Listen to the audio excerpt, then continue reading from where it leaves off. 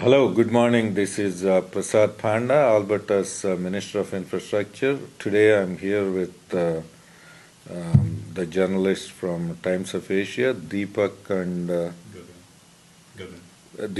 Gagan. So happy to meet with you guys. Thank you. Yeah. So today we would like to ask you about Bill 11. So what is your experience as you came in Canada as an immigrant, and this is the second time you elected as an MLA, and you have a biggest portfolio as an infrastructure minister. So how this will be benefited for the newcomers? That's a very good and timely discussion. Actually, Bill 11 is the Fair Registration Practices Act. During the recent campaign, we promised Albertans that we will bring in the legislation to help expedite the registration process for new Canadians, because these new Canadians, they bring a lot of experience and skills from their native countries, and when they come here, we bring them here based on that experience and qualifications, but then when they come here, they face hurdles in getting recognition from the professional bodies, licensing bodies. So we are trying to fix that, and we are very close now to, to enact that law. Very, very close. So I think we passed third reading yesterday. When that bill is passed fully, and when we have that enacted, the newcomers, when they approach the licensing bodies, professional licensing bodies, they have to help them with the registration process if in a timely fashion. If for any reason, if it is delayed, they have to give them good reasons and then give them the path for registration. So that way, when all these new Albertans, they're fully accredited with their professional associations, which are self-regulated, we are not interfering with their approval process. But we are asking them to make their process as transparent and as easier for the newcomers. Because when the newcomers gain that accreditation, they are ready for jobs at their qualification and experience level. Initially, all these newcomers who are highly qualified, they are working at a lower level jobs to meet their expenses, because they have to run their families and pay the bills. So when they come in, so they are taking employment at lower level. But we want to bring them to their full potential. That way, then all Albertans will benefit, because when all of these newcomers are operating at their full capacity and potential, that improves the productivity for all of Albertans. Right? Yep. So that's the premise of that bill. And during the campaign, when I was door knocking in my home riding and in my neighboring ridings in Calgary and elsewhere in Alberta, that's what many new Canadians told me and told the Premier. So we promised that we will bring in this legislation to help them. So we made the promise, and we are keeping that promise. Is there any time window frame to approve this bill? Very soon. I don't want to speak out of turn. Our House leader or the Minister of Employment and Immigration can tell you about the exact timelines, but very soon. Yeah, so people can expect this to be passed very soon, because there is broad support from opposition too for that. So, Minister Panda, the next question is, during the campaign, we've heard from the UCP government, Alberta is open for business. Right. It is a UCP government now. We're seeing so many bills being read in the House there, and we're fully confident Alberta is open for business now.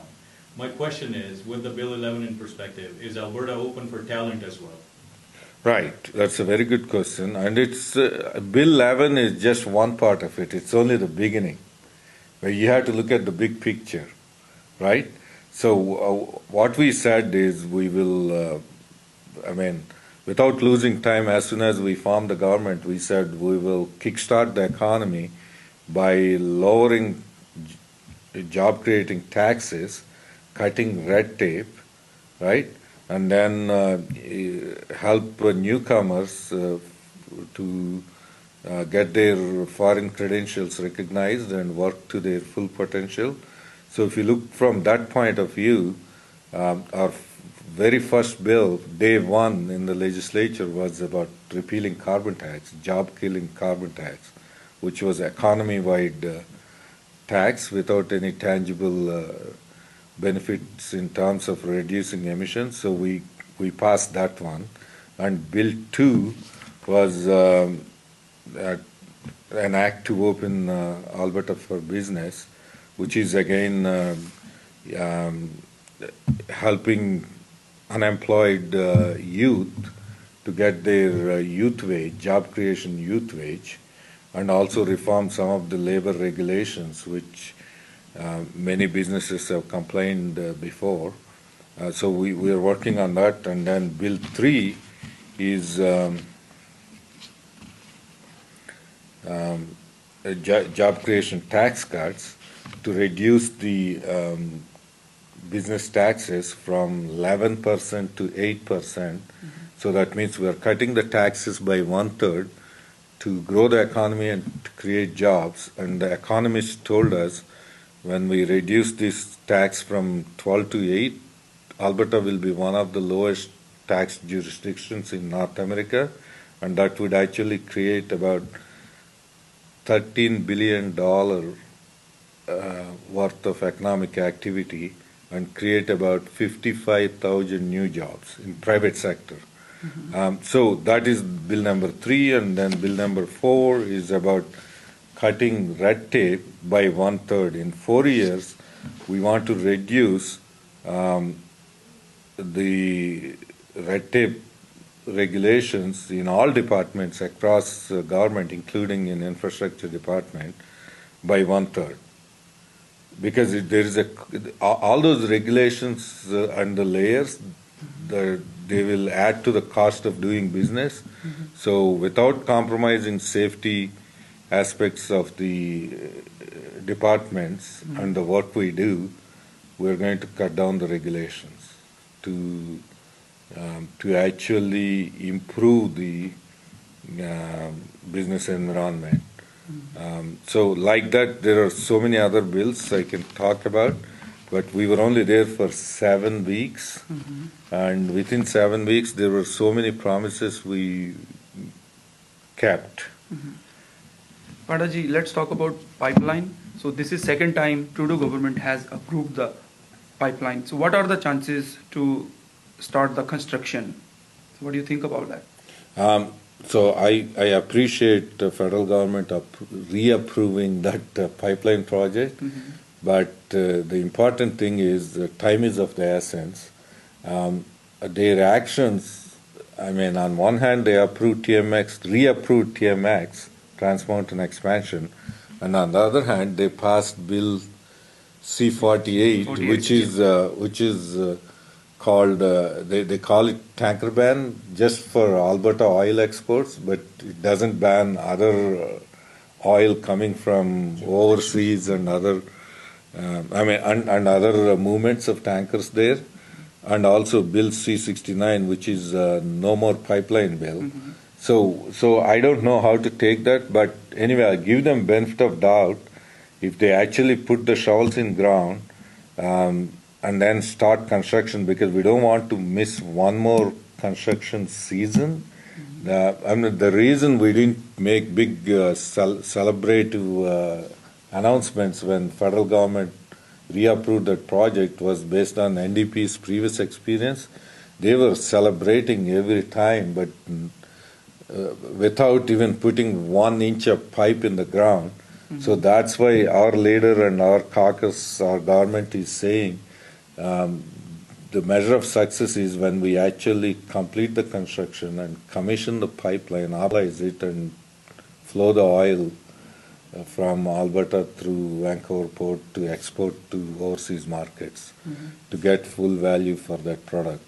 So only then we can say we are successful. So there are still a lot of legal cases fought in the courts by the NDP fellow travelers. So we have to watch them, and we also have to see whether Prime Minister means business. When I say means business, he has to enforce the rule of law. When people come and obstruct and hang themselves on cranes and get onto the trucks and just obstruct the construction, so that is when Prime Minister has to make it very clear to all those eco-radicals and environmental extremists that they cannot stop this project anymore, because every day Alberta and Canada's economy is losing $80 million, 80. I can't name any other country in the world that is throwing money away like that, because that money, $80 million, can build a lot of schools, a lot of hospitals. In Alberta, we can build so many roads and bridges. We can hire teachers, nurses, and doctors. So that's why our government is, as you all know, we received a very huge mandate from Albertans to kickstart the economy, create jobs, fight for pipelines, build pipelines in all directions, not just one pipe, but both go east, west, north, south, wherever we can build the pipes and export our product, and also fight for fairness in the Federation.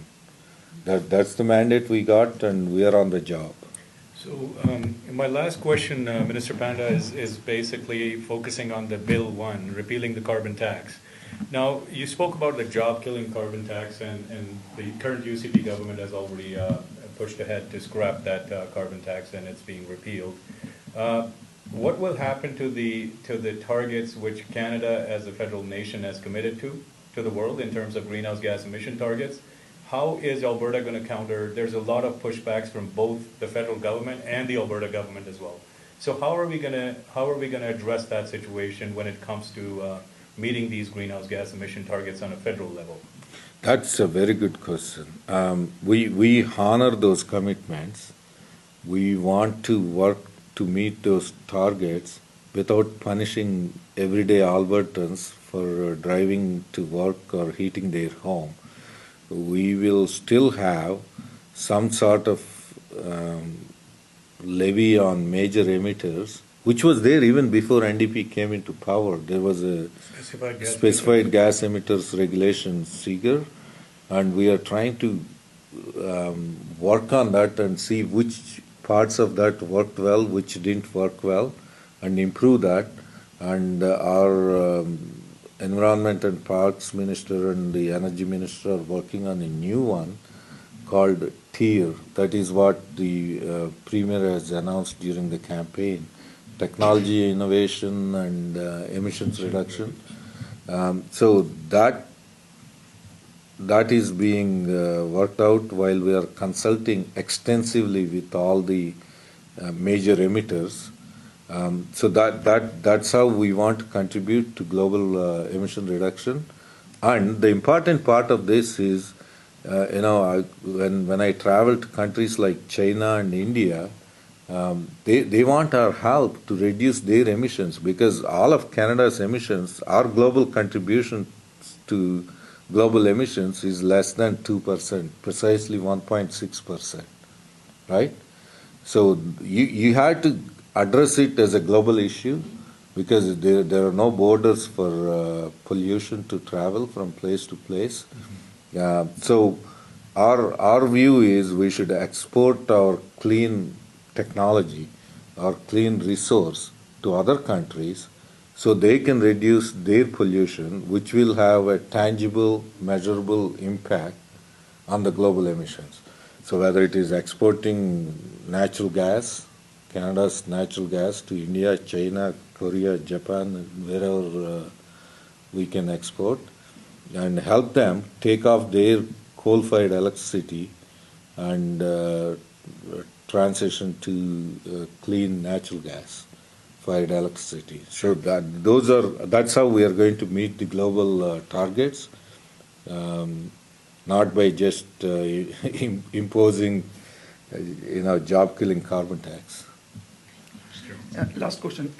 Pandaji, you just visit India with Premier Kenny like back in 2018, and you also visit in Reliance Industries.